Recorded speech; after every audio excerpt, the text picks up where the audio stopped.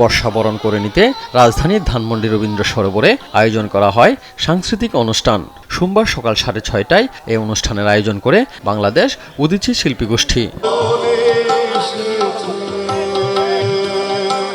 রবীন্দ্রসঙ্গীতের মধ্য দিয়ে বরণ করা হয় পয়লা আষাঢ়কে। কেবল ঋতু পরিবর্তনই নয়, বর্ষার আগমনে প্রকৃতি ফিরে পায় তার হারানো রং। ছোট্ট সোনামণি, তরুণ তরুণীদের নাচে গানে এসব ফুটিয়ে তোলা হয়। এটাই আমাদের সংস্কৃতি, আমাদের পহেলা বৈশাখ, বসন্ত, তারপর হচ্ছে কি বর্ষাবরণ, এটা আমাদের নিজেদের সংস্কৃতি। এইসব বাংলা যে ঋতু আছে সেগুলো ভুলেই যাচ্ছে, তো এটা অবশ্যই খুবই আমাদের জন্য মানে জানার জিনিস যে আমরা বাংলা ঋতুকে মনে রাখি। বড়রাও এসেছেন এ মঞ্চে উপভোগ করতে বর্ষাবরণের স্নিগ্ধতা।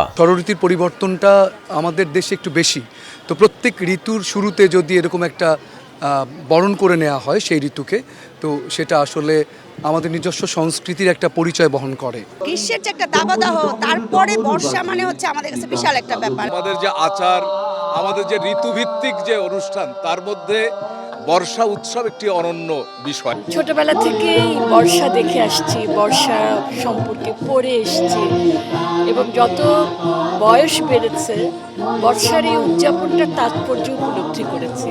সকাল 7:30টায় কেন্দ্রীয় শহীদ মিনারে জয় জয়ন্তী পরিবেশনের মধ্য দিয়ে শুরু বর্ষাবরণের আনুষ্ঠানিকতা। এরপর গান, নৃত্য, আবৃত্তির সমন্বয়ে একের পর এক পরিবেশনায় মুখর হয়ে ওঠে পুরো এলাকা। অন্য কোনো ঋতুর মধ্যে এটা নেই, এবং এটা আমার বিশ্বাস, এটা আমার অনুভব, এবং এটা আমার আন্তরিকভাবে বিষয়টিকে উপলব্ধি করার একটি জায়গা তৈরি হয়েছে।